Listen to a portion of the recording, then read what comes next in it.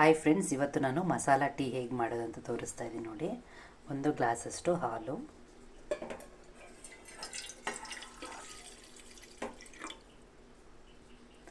2 ಲವಂಗ,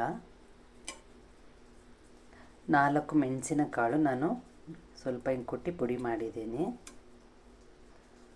1 ಇಂಚಷ್ಟು ಶುಂಠಿನ ಸಣ್ಣದಾಗಿ ಕಟ್ ಮಾಡ್ಕೋಬೇಕು. ಇದನ್ನು ಇದಕ್ಕೆ ಮಿಕ್ಸ್ ಮಾಡಬೇಕು.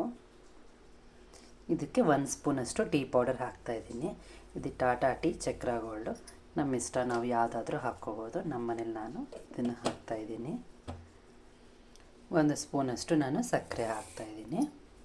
ಸ್ವಲ್ಪ ಶುಗರ್ ಜಾಸ್ತಿ ಬೇಕು ಅಂದರೆ ಇನ್ನೂ ಸ್ವಲ್ಪ ಹಾಕ್ಕೋಬೋದು. 1 ಗ್ಲಾಸ್ ಹಾಲು ಹಾಕಿದ್ದೀವಿ, ಮತ್ತು ಅದು ಕುದಿಬೇಕಾದಾಗ ಸ್ವಲ್ಪ ಕಮ್ಮಿ ಆಗುತ್ತೆ ಟೀ 1 ಗ್ಲಾಸಿಗೆ.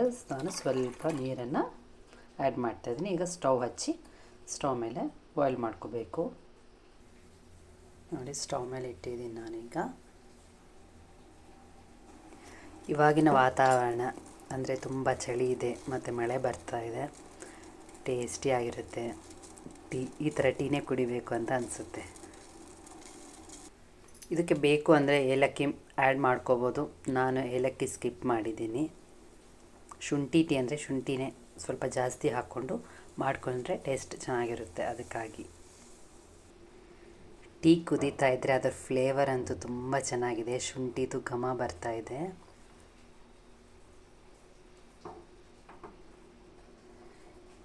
ಈಗ ಟೀ ರೆಡಿ ಆಗಿದೆ. ನಾನು ಸ್ಟವ್ ಆಫ್ ಮಾಡಿ ಟೀನ ಫಿಲ್ಟರ್ ಮಾಡ್ಕೊತೀನಿ.